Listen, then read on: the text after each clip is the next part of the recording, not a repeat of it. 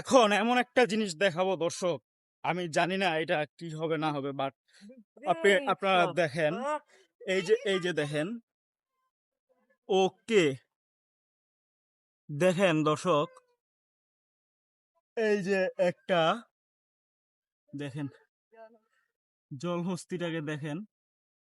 হ্যাঁ, পুরা গায়ে কাদা মাটি লেগে, আমি একটু আপনাদের দেখানোর চেষ্টা করি।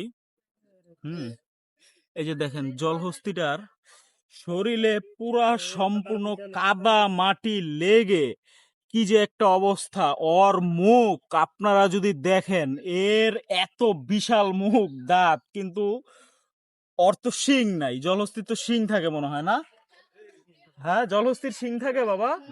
শিং থাকে না। ও ও কিসের শিং থাকে? এই দেখেন দেখেন জলহস্তিটা দেখেন, ওরে বাবা রে বাবা। আর